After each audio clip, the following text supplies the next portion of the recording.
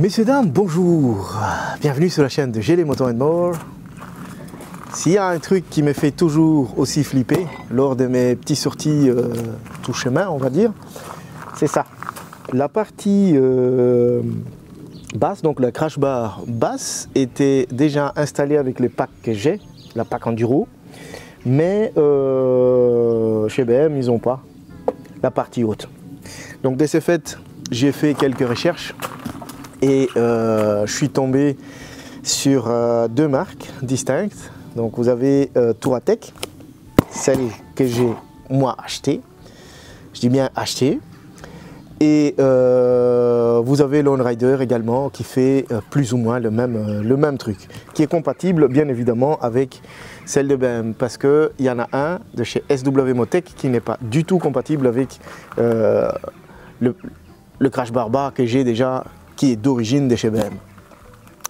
Donc on va découvrir la boîte tout de suite. Bon, pour ma part, ça a pris 5 jours au total, dont un week-end qui était dedans, donc 3 jours en fait, parce que ça vient d'Allemagne. C'est assez rapide, parce que commande est passée la veille, le lendemain matin, c'était un samedi, elle était déjà en cours de préparation pour l'envoi. Et voilà, donc je vais juste vous cacher cette partie là où il y a mon adresse. Donc ceci c'est la facture d'achat. Je vais mettre ça de côté. Et puis vous avez le kit pour le phare, pour le feu additionnel, pardon. Il ne faut pas oublier cette partie là. Donc c'est le numéro 01 045 52 00. C'est un kit parce que en fait, une fois que le crash bar va être installé, il va gêner le feu additionnel. Donc il faudra un kit de rabaissement si on veut, ou de rajout, pour pouvoir utiliser votre feu additionnel. Il y a tout le visseré qui sont dedans, ça on verra une fois que le crash bar est installé.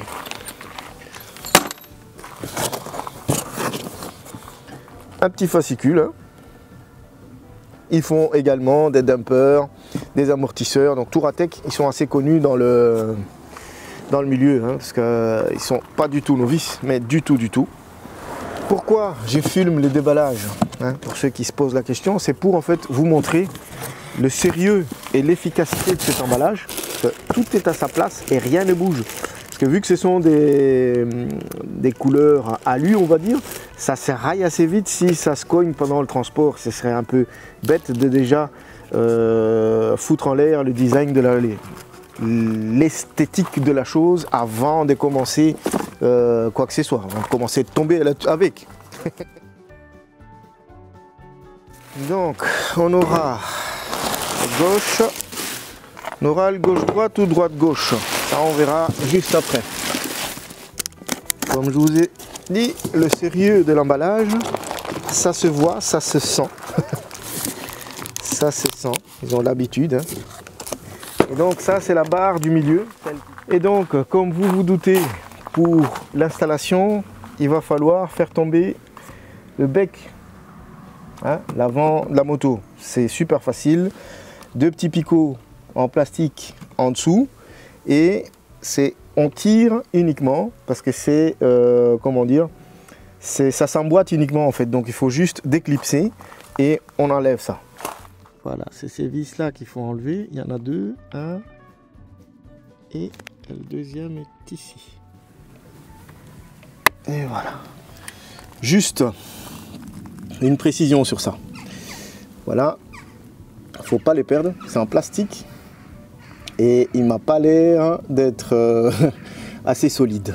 Voilà. Et vient le tour de ceci. Donc il suffit juste de le tirer. Donc un petit conseil dans l'idéal, c'est de desserrer quand même celui-ci, hein, parce que il risque d'appuyer sur cette partie-là, hein, sur la partie qui peut faire en fait, c'est juste 2 vis à enlever. Hein. Vous ne devez pas l'enlever entièrement, juste le bouger, comme ça vous laisse plus d'amplitude pour bouger cette partie que vous devez enlever. Voilà. Une fois que c'est déposé, vous pouvez remettre les vis dessus, comme ça, ils ne vont pas se balader. Et voilà. Elle est enlevée, hein, comme vous voyez. Ça, c'est le petit bec que j'ai installé il y a quelques temps. Je vous mets les liens en dessous. C'est juste 1, 2, 3. Donc, pareil de deux côtés. 1, 2, 3. 1 et 2. Pareil de deux côtés. 1 et 2. Donc, qui se clipse là et là. Et c'est tout. Et vous pouvez l'enlever. Voilà à quoi ressemble la R1300 GS sans le bec. Voilà. Donc, ce qui nous intéresse ici, sera de ce côté-là qu'on va installer la première partie. Bon, ici, je vais le faire que d'un côté, puisque les deux sont exactement pareils en fait. C'est plus sale par ici. Excusez-moi du bruit. Donc, on va installer ça.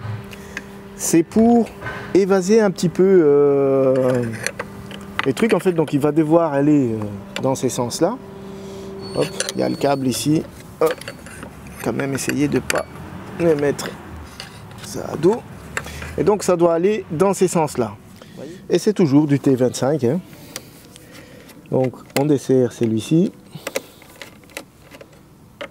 Et l'autre également.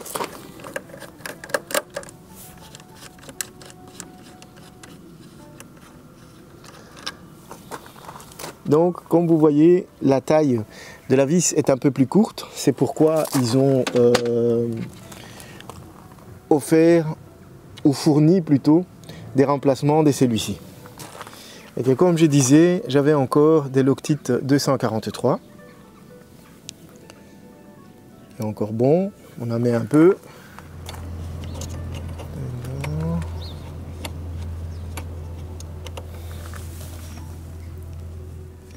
Pourquoi il ne faut pas les serrer directement à fond? C'est parce qu'en fait, vous voyez, il y a des jeux. Et ça va permettre à la fin de vraiment centrer le système pour qu'il puisse s'installer comme il se doit. Donc, comme je disais, hein, au début, il faut absolument déposer vos feux additionnels parce que le crash bar va passer par là et il va gêner le bordel. Donc, pour la démonter, c'est super facile. Du T30 par l'intérieur, vous le démontez, desserrez tout simplement, et là, voilà. Donc ceci, vous le mettez de côté. Pour enlever le feu, allez, pour les démonter, pour les déposer entièrement, voilà. Il suffit de tirer et ça s'enlève. Donc ils ont même pensé en fait à fournir des petits comment dire, un petit autocollant protectrice pour mettre sur le crash bar d'origine pour que celui-ci ne fasse pas de rayures non plus inutiles là-dessus. Franchement, c'est super bien pensé. Et pour ce faire, on va d'abord alors fixer la barre ici au-dessus. On voit alors après comment on fixera les trucs, allez, l'autocollant. Donc, ce que moi j'ai fait pour faciliter les choses, j'ai d'abord fixé ceci, préfixé, hein, pas serré. Puis j'ai installé la barre au milieu et ça m'a permis de voir où est-ce que je vais coller l'autocollant protectrice qui a été livré avec. Donc j'essaye de me mettre bien comme il faut. Je fais un petit point histoire de, comme ça je sais où est la fin du truc et j'installe alors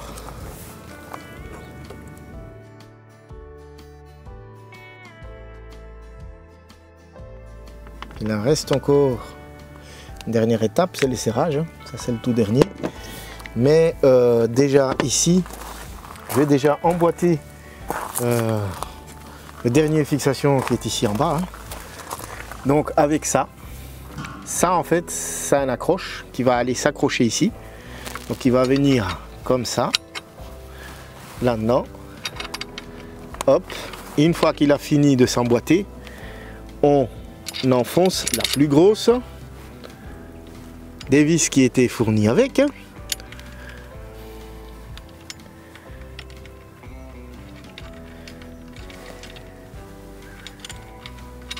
et on serre. Voilà. Donc on serre dans ces sens-là. Donc c'est celui-là qu'il faut serrer. Pourquoi? Parce qu'en fait, je vous montre le deuxième. Il y a une cannelure là-dedans où l'écrou il va et il reste alors bloqué. Il ne bougera plus. Donc comme je disais, hein, même manip de deux côtés. Donc c'est pas la peine que je vous montre à chaque fois le côté de ce côté-ci. Hop, en mode serrage c'est mieux. Et voilà. Et voilà, pour finir notre serrage, c'est du T45 pour ici en bas. Hein. Et voilà. Moi c'est toujours serrage à l'ancienne, contact plus un quart. Voilà. Trop forcé non plus, c'est pas le but.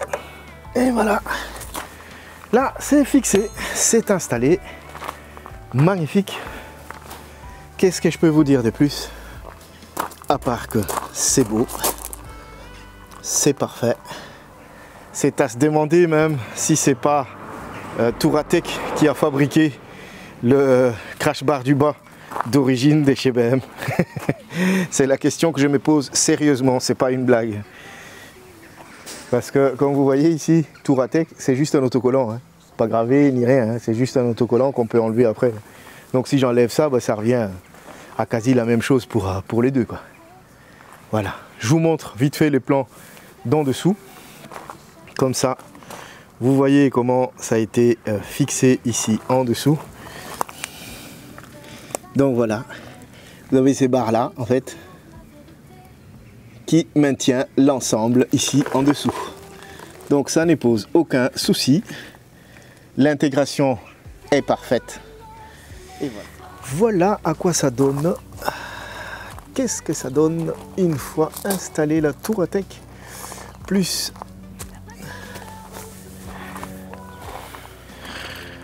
une fois l'installation faite, eh ben on va remettre en place la fameuse bec. Ça arrive curieux. Les commentaires fusent, on croque à deux. Je partage mes astuces, mes routes cachées. Des tutos, des revues, tout est prêt à monter. Et alors, il ne reste plus qu'à fixer les deux.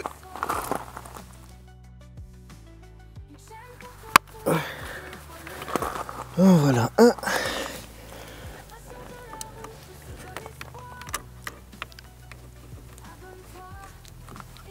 Et voilà le deuxième. Eh ben pour le feu additionnel, ce qui est entouré en rouge, cette partie-là, moi j'ai pas utilisé puisque j'ai laissé en fait le kit d'origine qui était déjà sur le feu en question. Donc cette partie-là, je n'avais pas besoin de le faire. Mais si vous allez devoir rajouter pour une raison X ou Y des feux additionnels qui n'a pas ce kit-là, ben vous pouvez toujours.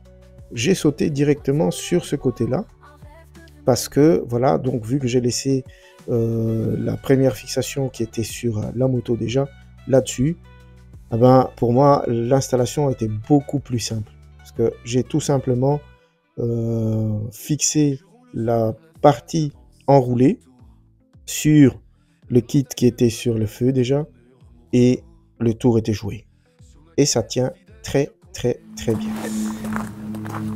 Et voilà, c'est que ça donne à la fin de l'installation. Et je vous remercie en tout cas d'avoir regardé cette vidéo jusqu'à sa fin et que j'espère vous voir lors de la prochaine. Sur ce, ride safe.